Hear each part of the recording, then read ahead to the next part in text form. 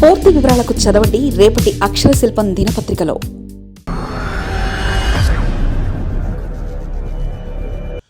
One nation one subscription, ये scheme अपने आप में दुनिया की अनूठी स्कीम में से एक है, जिसके तहत सरकार प्रतिष्ठित जर्नल्स की सब्सक्रिप्शन ले रही है ताकि किसी भी जानकारी से भारत का कोई भी युवा वंचित ना रहे.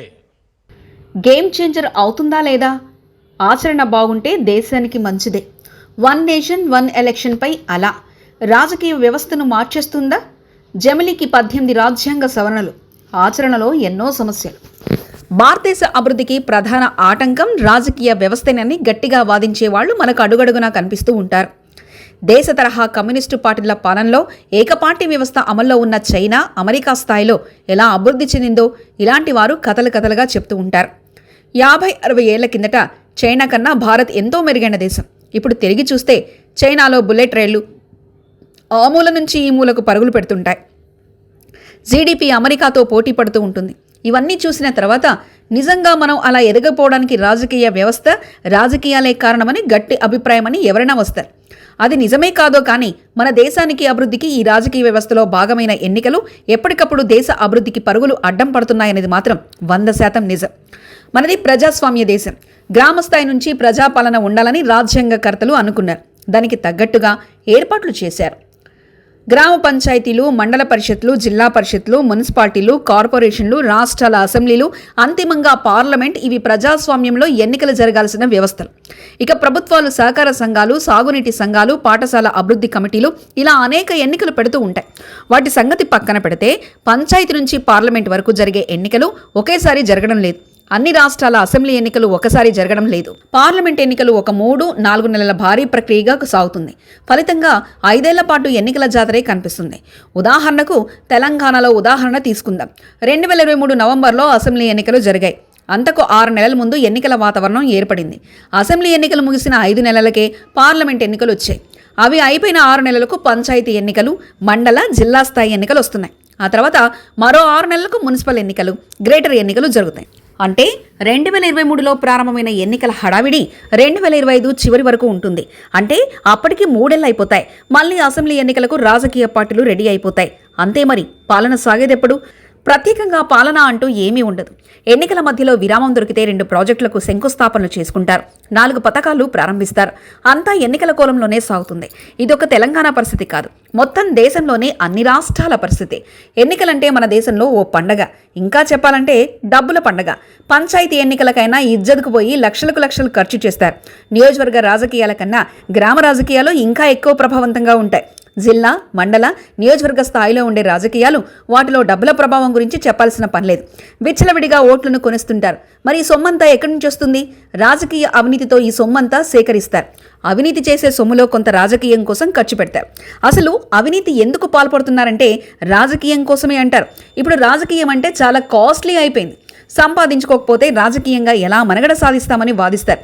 ఈ ఎన్నికలు 5 ఏళ్ల పాటు సాగుతూనే ఉంటాయి. వారు సంపాదించుకొని ఖర్చు పెడుతూనే ఉంటారు. అదే రాజకీయం అన్నట్లుగా మారిపోయింది. పార్లమెంటు ఎన్నికలు ముగిసి ఇప్పటికీ 6 నెలలు కాలేదు. ఇప్పటికే 5 రాష్ట్రాల ఎన్నికలు జరిగాయి. 2 నెలల్లో ఢిల్లీ అసెంబ్లీ ఎన్నికలున్నాయి. ఆ తర్వాత బీహార్ ఎన్నికలున్నాయి. ఆ తర్వాత మరో 5 రాష్ట్రాల ఎన్నికలు. ఇలా సిరీస్ సాగుతూనే ఉంటుంది. అందరూ ఆయా రాష్ట్రాల ఎన్నికల చుట్టూనే తిరుగుతూ ఉంటారు. ఈ జాడ్యానికి కారణం ఎవరు? ఎన్నికల వ్యవస్థే కారణం. వరుసగా ఆగకుండా జరుగుతున్న ఎన్నికల వ్యవస్థే కారణం. మరి మన దేశానికి అన్ని ఎన్నికలు అవసరమా? ఈ డౌట్ చాలా మందికి వచ్చింది. అన్ని ఎన్నికలు ఒకేసారి పెడితే ఆ తర్వాత అంతా రాజకీయాలు మానేసి అందరూ పాలనపై దృష్టి పెడతారు కదా అని అనుకుంటూ ఉంటారు. ఇప్పుడు బీజేపీ అలాంటి ఆలోచనల్ని కార్యాచరణలోకి తెచ్చేందుకు ప్రయత్నిస్తుంది. కానీ అయోధ్య సమస్య పరిష్కరించినంత తేలికగా ఈ ప్రక్రియ కాదు. కాశ్మీర్కు ప్రత్యేక ప్రతిబంధం నుంచి తప్పించి ఇండియాలో కలిపినంత సులువుగా కూడా కాదు. బీజేపీ అనేక సవాళ్లను దాటుకొని ఈ 1 నేషన్ 1 ఎలక్షన్ను నిర్వహించాల్సి ఉంటుంది. ఇప్పటికీ క్యాబినెట్లో అనుమతించింది. అసలు కథ పార్లమెంట్లో బిల్లు ప్రవేశపెట్టినప్పటి నుంచి వస్తుంది. దేశంలో జమిలీ ఎన్నికలు అసాధ్యమని వాదించే వారే మెజార్టీ ఉంటారు. ఎందుకంటే రాజ్యాంగపరంగా ఉన్న సమస్యలే.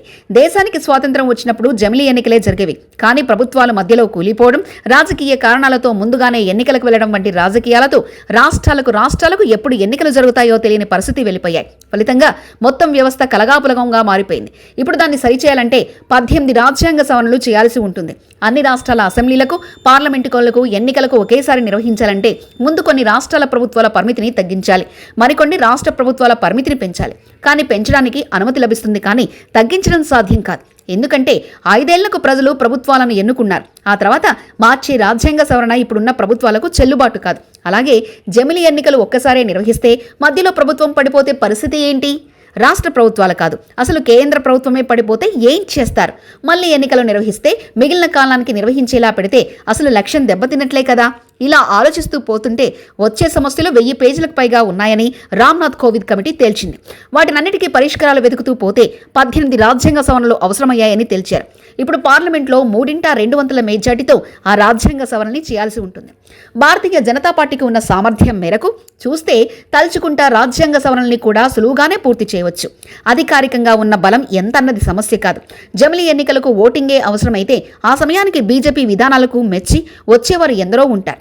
3/2 మెజార్టీ వస్తుంది. అందుకే జమిలీ ఎన్నికలు ఖాయమని అందరూ గట్టిగా నమ్ముతున్నారు. అయితే ఇల్లు అలకగానే పండగ కాదు, ఆ తర్వాతే అసలు రాజకీయం ఉంటుంది. జమిలీ ఎన్నికలు ఎప్పుడు నిర్వహిస్తారన్న దాని దగ్గర నుంచి అన్ని రకాల సవాళ్లను ఎదుర్కోవాలి. ముందుగా కేంద్ర ప్రభుత్వం కూడా ఎన్నికలకు వచ్చే అవకాశం లేదు. ఇప్పటి నుంచి ప్రారంభిస్తే 4 ఏళ్లకు పనులన్నీ ఓ కొలిక్కి వస్తాయని అనుకోవచ్చు.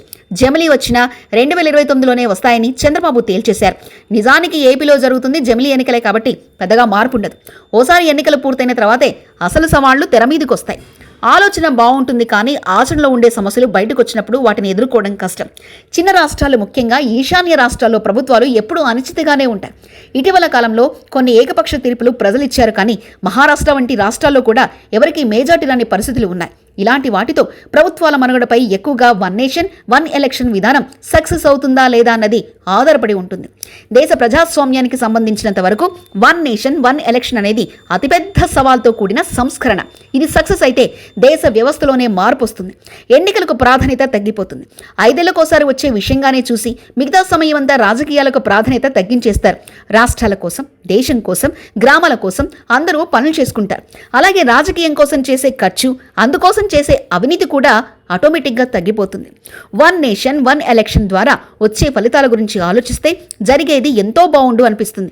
కానీ అవన్నీ ఎంత క్లిష్టమో కళ్ళ ముందు కనిపిస్తూనే ఉంటాయి. అందుకే దేశానికి మంచి జరగాలని, వ్యవస్థ మరింత బలోపేతం కావాలని 1 నేషన్ 1 ఎలక్షన్ ద్వారా ప్రజాస్వామ్యానికి పట్టిన అవలక్షణాలు తొలగిపోవాలని కోరుకుందాం. మరిన్ని కథనాల కోసం సబ్స్క్రైబ్ చేసుకోండి మీ అక్షర శిల్పం. పూర్తి వివరాలకు చదవండి రేపటి అక్షర శిల్పం దినపత్రికలో.